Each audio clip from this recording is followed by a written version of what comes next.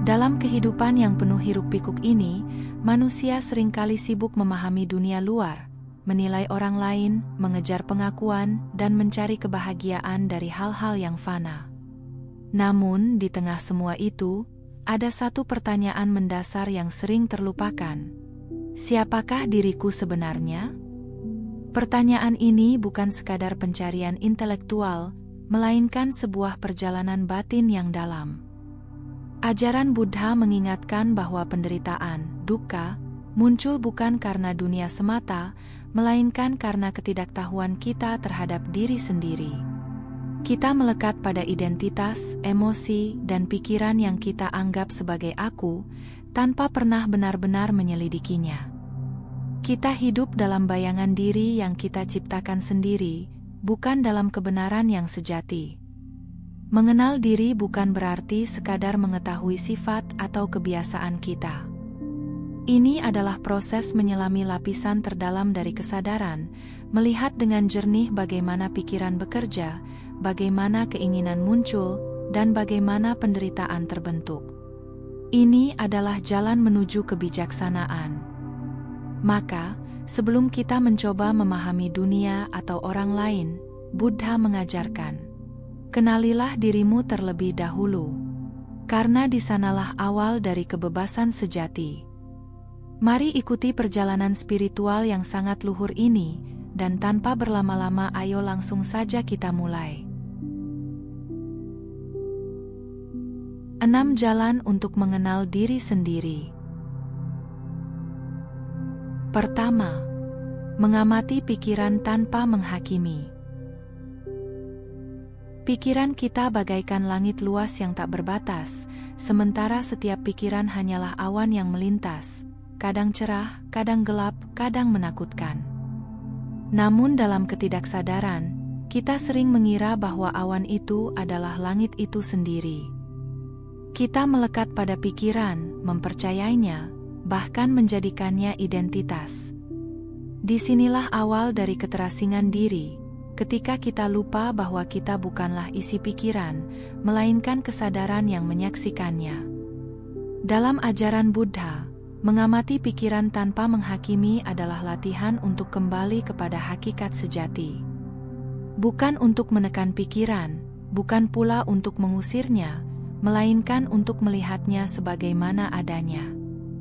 Ketika kemarahan muncul, kita tidak berkata, "Aku marah," melainkan menyadari, kemarahan sedang muncul. Perubahan kecil dalam cara melihat ini membuka jarak antara kesadaran dan isi batin. Seringkali kita terjebak dalam arus pikiran seperti orang yang hanyut di sungai deras. Pikiran membawa kita ke masa lalu dengan penyesalan, atau ke masa depan dengan kecemasan. Tanpa kesadaran, kita terseret tanpa arah. Namun ketika kita mulai mengamati, kita seolah berdiri di tepi sungai, menyaksikan aliran itu tanpa harus ikut tenggelam di dalamnya. Mengamati tanpa menghakimi juga berarti melepaskan kebiasaan memberi label, baik atau buruk, benar atau salah. Dalam kebijaksanaan Buddha, penilaian seringkali memperkuat keterikatan. Ketika kita menghakimi pikiran negatif, kita justru memberinya kekuatan.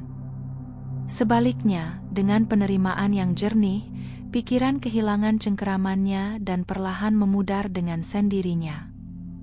Di dalam keheningan pengamatan ini, kita mulai melihat sifat sejati pikiran, tidak kekal, berubah-ubah, dan tidak dapat dikendalikan sepenuhnya.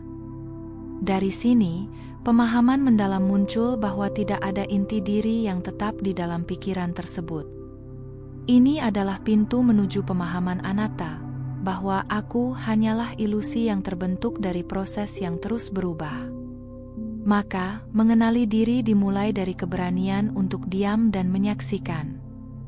Bukan mencari jawaban di luar, melainkan menyalakan cahaya kesadaran di dalam. Saat kita mampu mengamati pikiran tanpa menghakimi, kita tidak lagi menjadi budak dari pikiran itu. Kita menjadi saksi yang bebas, dan dalam kebebasan itulah, kita mulai benar-benar mengenal diri kita sendiri.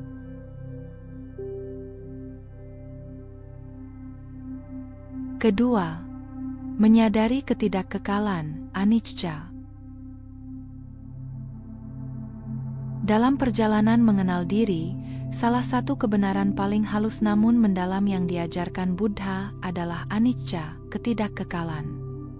Segala sesuatu yang kita alami, baik yang kita cintai maupun yang kita hindari, berada dalam arus perubahan yang tak pernah berhenti. Namun, batin manusia sering memberontak terhadap kenyataan ini. Kita ingin kebahagiaan bertahan selamanya, kita ingin orang-orang tetap seperti yang kita kenal, dan kita ingin diri kita tetap utuh seperti hari kemarin. Disinilah konflik batin bermula, ketika kenyataan berubah, tetapi keinginan kita menolak untuk ikut berubah. Jika kita benar-benar memperhatikan hidup, kita akan melihat bahwa tidak ada satupun yang diam. Perasaan yang hari ini begitu kuat, esok bisa memudar tanpa jejak. Hubungan yang dulu terasa begitu dekat, perlahan bisa merenggang. Bahkan tubuh yang kita anggap aku pun terus berubah, menua, melemah, dan suatu saat akan lenyap. Namun anehnya, meskipun kita menyaksikan perubahan ini setiap hari, kita tetap hidup seolah-olah semuanya akan menetap. Kita membangun harapan di atas sesuatu yang rapuh. Ketidaksadaran terhadap anicca membuat kita menggenggam kehidupan terlalu erat. Kita takut kehilangan, takut berubah, takut berpisah. Ketakutan ini bukan berasal dari perubahan itu sendiri, melainkan dari keterikatan kita terhadap apa yang berubah. Dalam ajaran Buddha, penderitaan, duka, bukanlah karena dunia tidak stabil, tetapi karena kita menuntut kestabilan dari sesuatu yang memang tidak stabil. Kita mencoba memegang air dengan tangan yang mengepal, semakin kuat kita menggenggam, semakin cepat ia menghilang.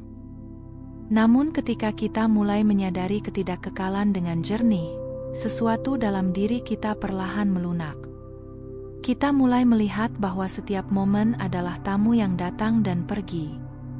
Kebahagiaan tidak perlu dipertahankan dengan ketakutan, dan kesedihan tidak perlu ditolak dengan perlawanan.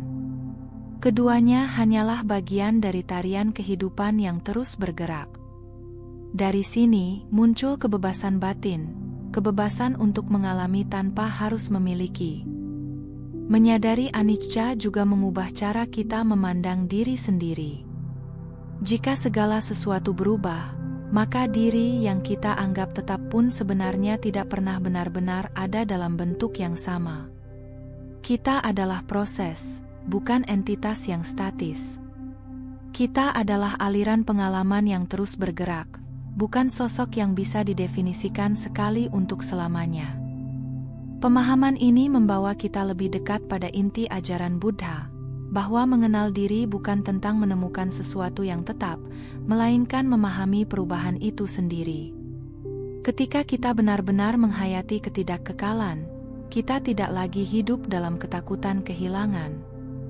Kita mulai hidup dengan kesadaran penuh, menghargai setiap pertemuan, setiap napas, setiap detik yang berlalu. Kita tidak lagi menunda kebahagiaan atau menyesali masa lalu, karena kita tahu semuanya bersifat sementara. Dan justru dalam kesadaran akan kefanaan itulah, kita menemukan keindahan hidup yang paling dalam, sebuah keindahan yang hanya bisa dirasakan oleh mereka yang telah mulai benar-benar mengenal dirinya sendiri.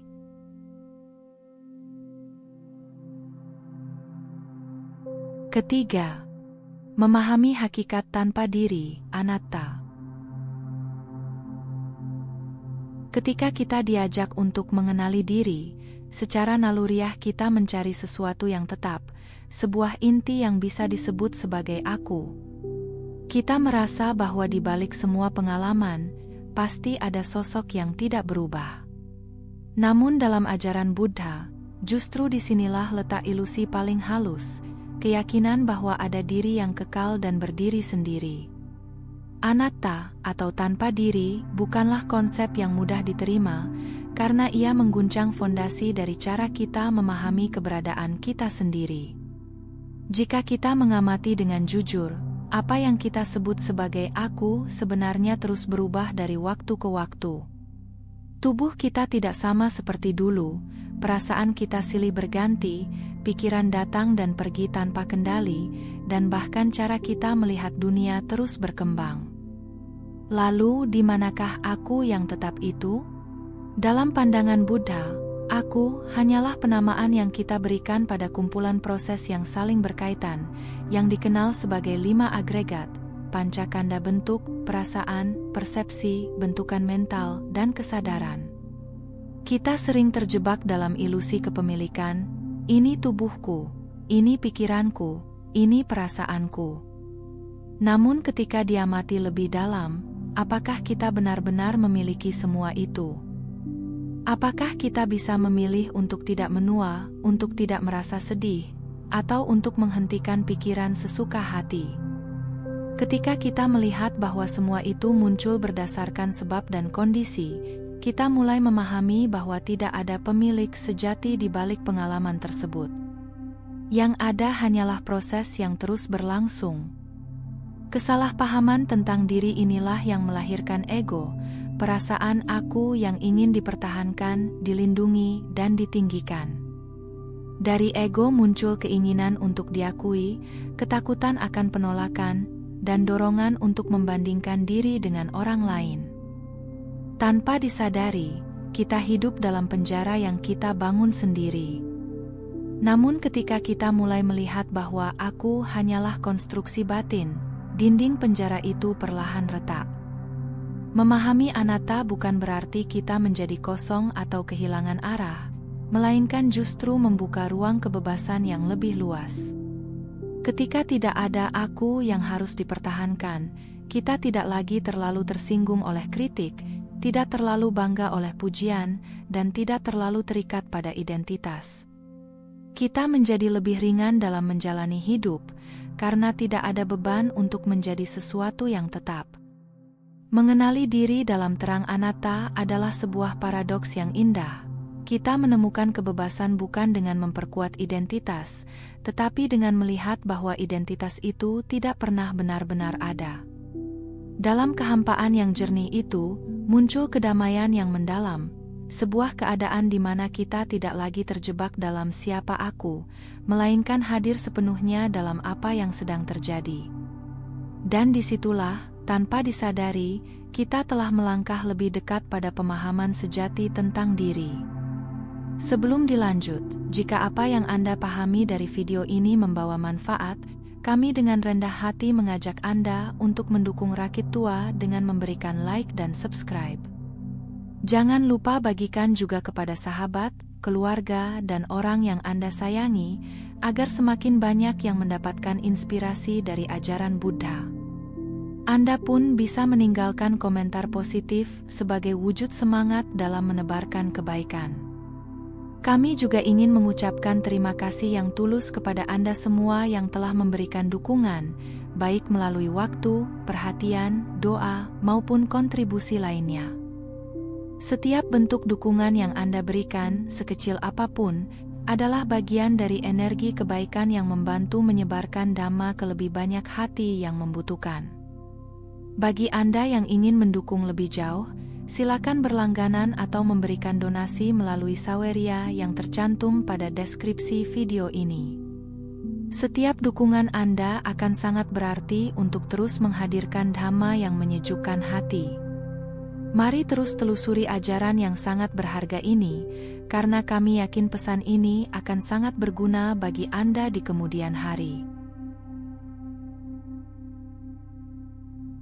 Keempat, menghadapi bayangan diri, kegelapan batin. Dalam perjalanan untuk mengenali diri, kita sering berharap hanya menemukan hal-hal yang indah, ketenangan, kebijaksanaan, dan kedamaian.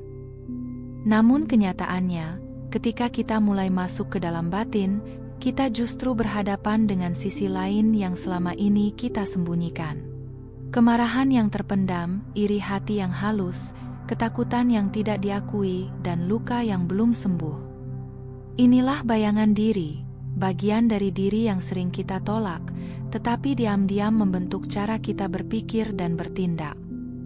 Seringkali, kita membangun citra diri yang ingin kita tampilkan kepada dunia, baik, sabar, penuh pengertian. Namun di balik citra itu, ada lapisan batin yang tidak selalu selaras. Ketika kita menyangkal sisi gelap ini, kita tidak benar-benar mengenal diri kita. Kita hanya mengenal topeng yang kita ciptakan. Ajaran Buddha mengajak kita untuk jujur, bukan kepada orang lain terlebih dahulu, tetapi kepada diri sendiri. Karena tanpa kejujuran batin, tidak ada jalan menuju pembebasan. Menghadapi bayangan diri bukan berarti larut dalam kegelapan, melainkan berani melihatnya dengan kesadaran yang terang. Dalam meditasi, ketika emosi negatif muncul, kita tidak menolaknya atau mengusirnya. Kita duduk bersamanya, mengamatinya, dan membiarkannya hadir tanpa reaksi. Disinilah latihan sejati dimulai, bukan menghindari kegelapan, tetapi menyinari kegelapan itu dengan perhatian penuh. Dalam perspektif Buddha, semua kondisi batin muncul karena sebab dan kondisi, paticca samuppada. Kemarahan tidak muncul begitu saja, begitu pula ketakutan atau iri hati. Mereka adalah hasil dari pengalaman, kebiasaan, dan ketidaktahuan yang telah lama tertanam. Ketika kita memahami ini, kita berhenti menyalahkan diri sendiri. Kita mulai melihat bahwa bayangan itu bukan identitas kita, melainkan fenomena yang bisa dipahami dan dilepaskan. Ada kebebasan yang muncul ketika kita berhenti melawan sisi gelap kita. Semakin kita menolak, semakin kuat ia menekan dari dalam. Namun ketika kita menerima dengan kesadaran, bayangan itu kehilangan kekuatannya. Ia tidak lagi mengendalikan kita secara diam-diam. Sebaliknya, ia menjadi guru yang menunjukkan di mana kita masih terikat, di mana kita masih belum memahami. Mengenali diri berarti merangkul keseluruhan diri, bukan hanya cahaya, tetapi juga kegelapan. Dalam keberanian untuk melihat keduanya, kita menemukan keutuhan. Kita tidak lagi terpecah antara yang ingin kita jadi dan yang sebenarnya kita rasakan. Disitulah transformasi terjadi, bukan dengan menyingkirkan kegelapan, tetapi dengan memahaminya hingga ia larut dalam cahaya kesadaran. Dan melalui proses itulah, kita semakin dekat pada diri sejati, yang bebas, jernih, dan tidak terikat oleh bayangan apapun. Kelima, memupuk kesadaran penuh. Dalam upaya mengenali diri, kesadaran penuh, sati dalam ajaran Buddha, adalah pintu yang selalu terbuka, namun sering tidak kita sadari. Kita terbiasa hidup dalam arus kebiasaan, berpikir tanpa sadar, bereaksi tanpa jeda, dan menjalani hari seolah-olah digerakkan oleh kekuatan yang tidak terlihat. Kita makan tanpa benar-benar merasakan, mendengar tanpa benar-benar mendengarkan, bahkan hidup tanpa benar-benar hadir. Disinilah kita kehilangan diri, bukan karena diri itu tidak ada, tetapi karena perhatian kita terus terpecah. Kesadaran penuh mengajak kita kembali ke momen ini, bukan kemarin, bukan nanti, tetapi sekarang. Saat napas masuk dan keluar, saat langkah kaki menyentuh tanah, saat kata-kata keluar dari mulut kita, semuanya menjadi medan latihan untuk mengenal diri. Dengan hadir sepenuhnya, kita mulai melihat kehidupan sebagaimana adanya, bukan sebagaimana yang kita bayangkan atau harapkan. Ini bukan sekadar teknik, melainkan cara hidup yang membangunkan kesadaran dari tidur panjangnya. Ketika kita mulai melatih mindfulness, kita perlahan menyadari betapa seringnya kita hidup dalam mode otomatis. Reaksi kita terhadap situasi seringkali bukan hasil pilihan sadar, melainkan pola lama yang berulang. Kita marah tanpa memahami akar kemarahan, kita cemas tanpa mengetahui sumbernya. Namun dengan kesadaran penuh, kita mulai melihat celah kecil antara rangsangan dan respons. Dalam celah itulah kebebasan lahir, kebebasan untuk tidak lagi menjadi budak dari kebiasaan batin. Dalam ajaran Buddha, kesadaran penuh tidak hanya tentang memperhatikan, tetapi juga memahami sampajanya. Kita tidak hanya tahu bahwa kita sedang marah, tetapi juga melihat bagaimana kemarahan itu muncul, berkembang, dan akhirnya lenyap. Kita tidak hanya sadar bahwa kita sedang bahagia, tetapi juga memahami bahwa kebahagiaan itu bersifat sementara. Dengan pemahaman ini, kita tidak lagi melekat pada pengalaman, melainkan belajar dari setiap pengalaman. Seiring waktu, mindfulness membawa kita pada hubungan yang lebih jujur dengan diri sendiri. Kita mulai melihat pola hidup kita dengan lebih jelas, apa yang sering kita hindari, apa yang kita kejar, dan apa yang sebenarnya kita butuhkan. Kita tidak lagi menipu diri dengan alasan atau pembenaran. Kesadaran menjadi cermin yang jernih, memantulkan diri kita apa adanya, tanpa tambahan dan tanpa pengurangan. Mengembangkan kesadaran penuh adalah perjalanan pulang kepada diri yang sejati. Bukan diri yang dibentuk oleh masa lalu atau dibayangkan oleh masa depan, tetapi diri yang hadir di sini dan sekarang. Dalam kehadiran yang utuh ini, kita menemukan kedamaian yang tidak bergantung pada kondisi luar. Dan dari kedamaian itu, lahirlah kebijaksanaan, sebuah pemahaman mendalam bahwa untuk mengenal diri, kita hanya perlu benar-benar hadir dalam setiap momen kehidupan. Keenam, menumbuhkan kebijaksanaan dan welas asih. Ketika seseorang sungguh mulai mengenali dirinya, sesuatu yang halus namun mendalam perlahan tumbuh dari dalam batin, yaitu kebijaksanaan, panya, dan welas asih, karuna. Ini bukan sesuatu yang dipaksakan atau dipelajari secara teoritis, melainkan buah alami dari pemahaman yang jernih. Semakin kita melihat ke dalam, semakin kita menyadari bahwa penderitaan bukan hanya milik kita, tetapi juga dialami oleh semua makhluk. Dari sinilah hati mulai melembut, tidak lagi keras dalam penilaian. Dalam proses mengenal diri, kita melihat betapa seringnya kita jatuh, tersesat, dan terluka oleh pikiran kita sendiri. Kita menyadari bahwa banyak kesalahan yang kita lakukan bukan karena niat jahat, melainkan karena ketidaktahuan, awija. Pemahaman ini mengubah cara kita memandang diri, dari menghakimi menjadi memahami, dari membenci menjadi menerima. Dan ketika kita mampu bersikap welas asih terhadap diri sendiri, kita secara alami mampu memperluas sikap itu kepada orang lain. Welas asih dalam ajaran Buddha bukan sekadar rasa iba, melainkan kemampuan untuk hadir bersama penderitaan tanpa menolaknya. Ketika kita melihat orang lain marah, kita tidak hanya melihat kemarahannya, tetapi juga luka di baliknya. Ketika kita melihat seseorang berbuat salah, kita tidak hanya melihat tindakannya, tetapi juga kebingungan batin yang melatar belakanginya. Ini adalah buah dari mengenal diri. Kita tidak lagi melihat dunia secara dangkal, tetapi dengan kedalaman pemahaman. Sementara itu, kebijaksanaan tumbuh dari kemampuan untuk melihat segala sesuatu sebagaimana adanya. Kita memahami hukum sebab akibat karma, melihat bahwa setiap tindakan memiliki konsekuensi. Kita tidak lagi bertindak secara reaktif, tetapi dengan kesadaran dan pertimbangan yang matang.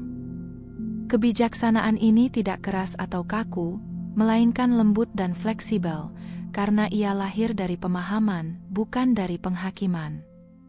Menariknya, kebijaksanaan dan welas asih tidak bisa dipisahkan. Kebijaksanaan tanpa welas asih bisa menjadi dingin, sementara welas asih tanpa kebijaksanaan bisa menjadi buta. Namun ketika keduanya berkembang bersama, lahirlah keseimbangan batin yang indah.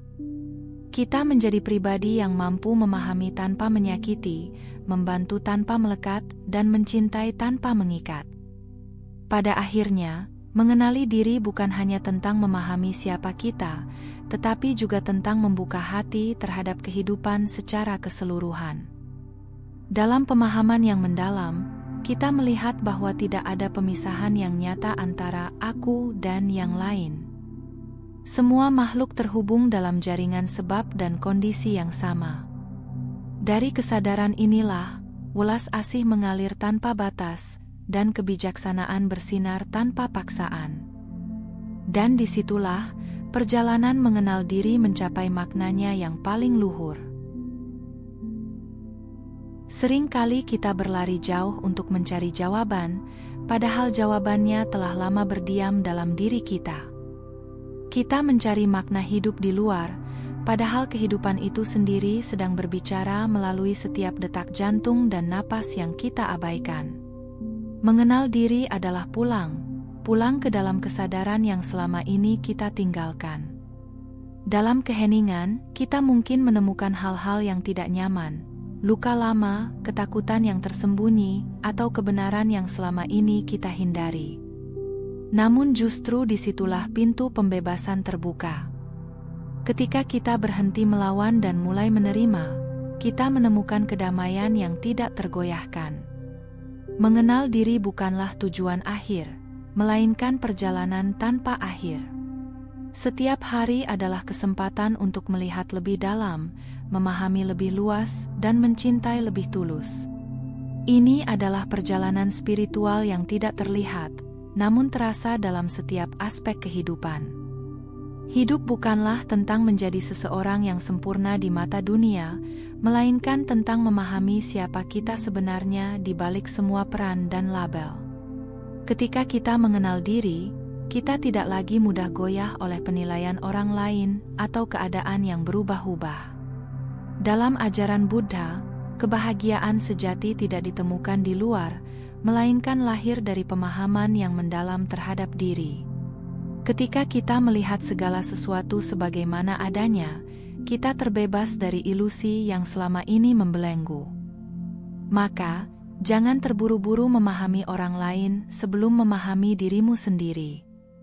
Karena tanpa pemahaman diri, segala penilaian hanya akan menjadi cerminan dari kebingungan batin kita sendiri.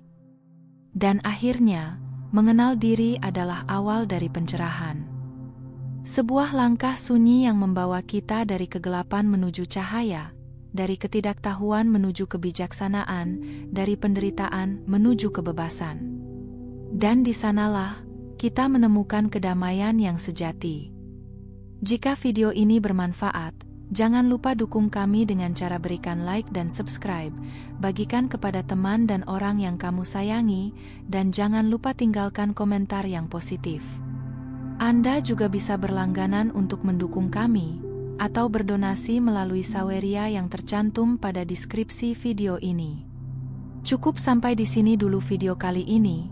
Mari bersama Rakit Tua, membina diri di jalan Buddha dan semoga semua makhluk hidup berbahagia.